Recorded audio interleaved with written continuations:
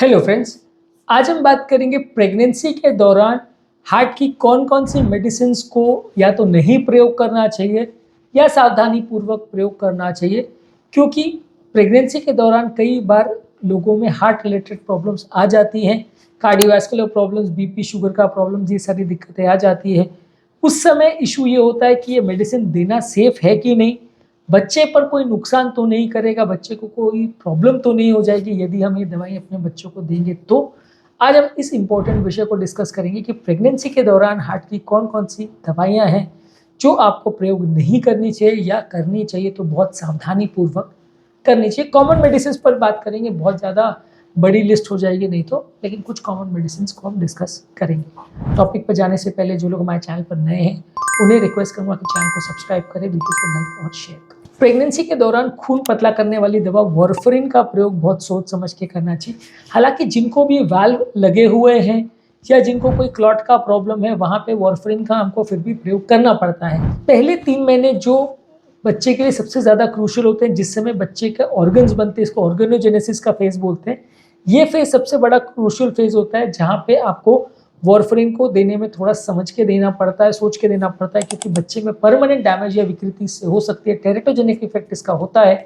तो वो सारी चीज़ों को हमको अवॉइड करनी चाहिए, क्योंकि वारफरिन से बच्चे को फीटल कोमोडिन सिंड्रोम या वारफरिन सिंड्रोम हो सकता है, जो कि 3-4% केस में होता है। पर प्रॉब्लम ये है कि जहाँ पेशेंट को अगर हम वाल्व को दवाई अगर नहीं देते हैं या खून पतला करने की दवा नहीं देते, वहाँ वाल्व में अगर क्लॉटिंग हो सकती है और इससे जान का खतरा हो सकता है, तो वहाँ पे फिर भी हमको दवाइयाँ उनको देनी पड़ती है। भले 2-3% रिस्क होता है बच्चे को डैमेज होने का, पर वो समझा करके देना पड़ता है, क्योंकि इसके जो दूसरे ऑल्टरनेटिव अवेलेबल हैं वो इतने सेफ नहीं है और वो माँ को और बच्चे दोनों को ही नुकसान कर सकते हैं।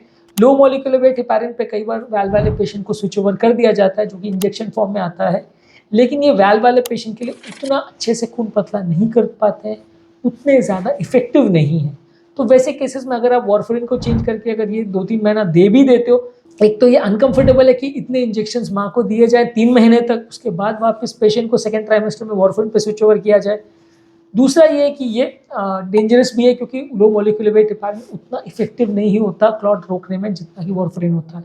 इसके अलावा पेशेंट को जब डिलीवरी होने वाली होती है उस टाइम पे भी वारफरिन को बंद करके लो मॉलिक्यूलर वेट हेपारिन पे ले लेते हैं।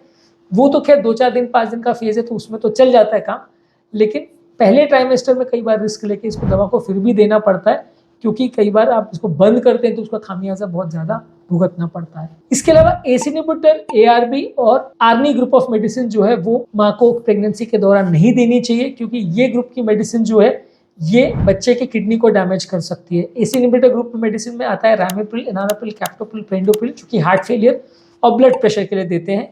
ARB ग्रुप में आता है ओल्मिसार्टन, टेल्मिसार्टन, एजिलसार्टन, वैल्सार्टन, लोसार्टन, कैंडीसार्टन, ये सारी चीज़ें आती हैं, सारे सार्टन वाली ग्रुप की मेडिसिन।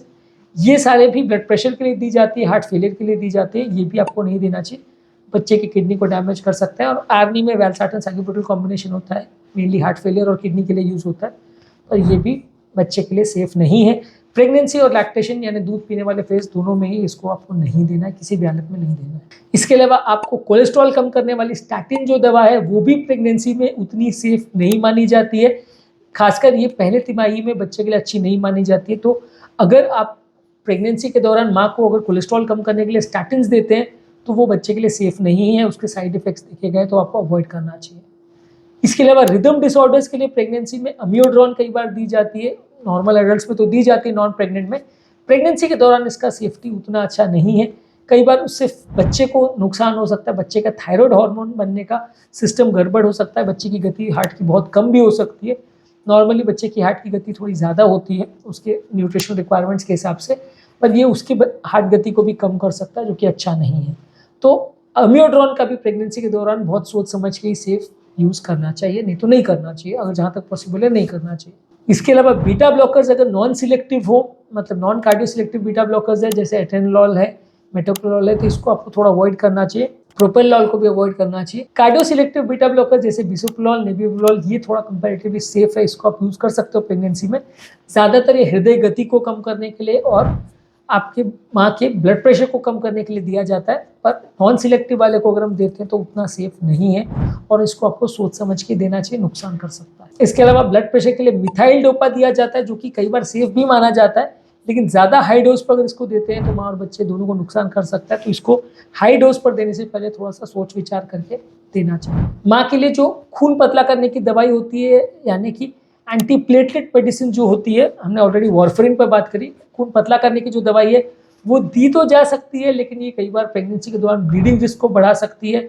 बच्चादानी में ब्लीडिंग हो सकती है, प्लेसेंटा वगैरह में ब्लीडिंग हो सकती है, डिलीवरी के दौरान ब्लीडिंग हो सकती है।